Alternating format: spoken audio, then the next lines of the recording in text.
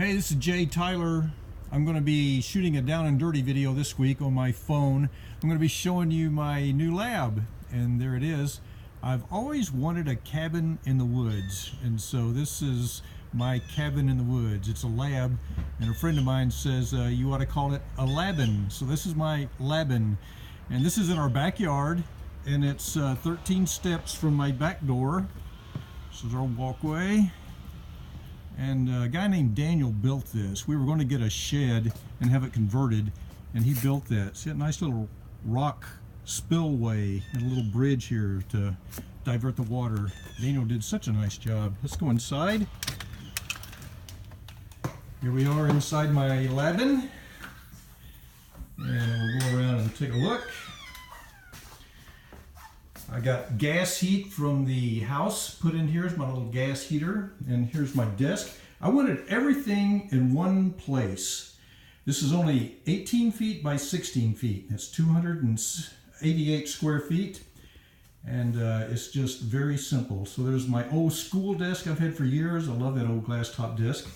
And there's the computer we use for invoicing and statements and labels, and there's my iMac I use for video. And my printer. There's my cabinet I put my supplies in. Here's another printer. I like to have cabinets down below, but I'm not big on cabinets above. I wanted shelves everywhere. So I've just got shelves everywhere, all the way around. And he's got kind of a lofted ceiling with a fan. I really like that. And so just shelves everywhere. Love it. So over here is my filing cabinet to keep all my records and labels, where I keep those right next to our shipping area. It's right here, and I have all my supplies down below.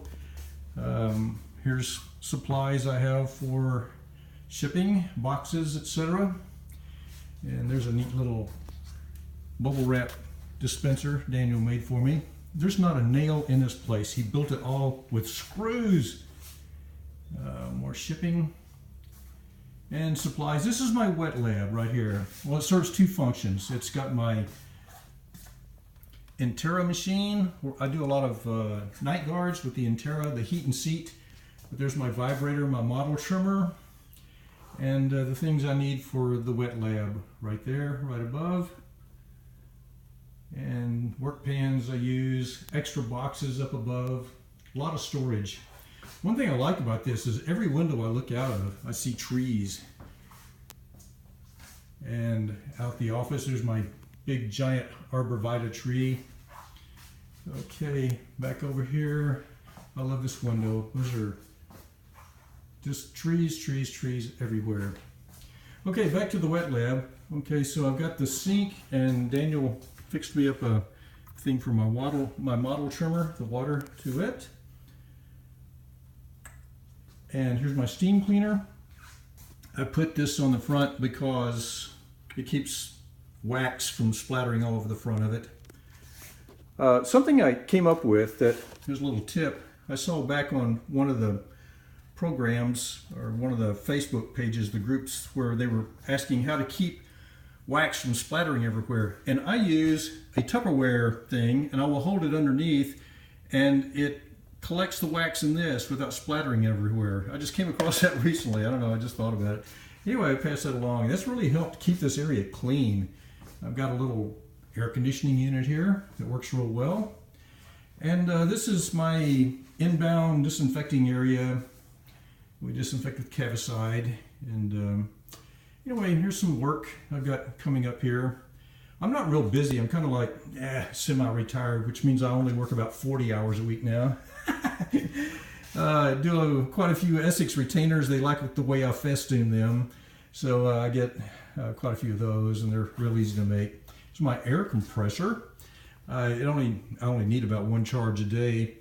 I used to have 8 employees at my biggest, and I had a 2,000 square foot area. And I just wanted to, as I got older, simplify things and get things just down to just me. Now, you may be wondering, how in the world does he get to his air compressor from way back there? I'm so glad you asked. Daniel was going to just cut this off here, and then he had an epiphany. He thought, what if I make the cabinet, getting some cabinet space, and then put rollers on it so that it rolls out You see it rolls out. In fact, you can roll that all the way out into the floor and give you plenty of room to get to the air compressor. And he's got a little guide where it goes back to the same place. This is my microwave. I only use that to warm up my coffee. That's the only purpose of it. This I use to dry models if they're wet and I need them dry. It's just a little oven thing. Now this I had built. I love this. It's my chemical hood, and it's got the activated charcoal filters in it. This is just a stove top. I had a carpenter build this for me, and he built this frame around it, attached it to the wall, and it's big enough to put my pressure pot. And Steve Zara had a great idea about putting your acrylics in a plastic container, and so I can do that and put my plastic container under here and open it up and bring the acrylics out I want, and it gets all the vapors captured in this little chemical hood. That cost me about 300 bucks. Okay, looking out in my backyard at more trees. This is where I do my wire bending and waxing and just the basic things. So I sit here and look out here most of the time, and it's right next to my grinding station. And so I a lot of times just sit right here and just bounce back and forth from side to side. I've got my exhaust here. I bought this at Lowe's, I believe. It's not a dental dust collector. It's, I think Delta's the name of it. But Daniel rigged this up so that it goes right out the back of this down into there, and it works great. It works really, really well. So I've just got a lathe. I keep my pumice down below in the cabinets below. And here's where I do my soldering. And I just have a cinder block I solder on, and I use this little jeweler's little torch here. I love that. It uses propane and oxygen. I have those mounted down below here.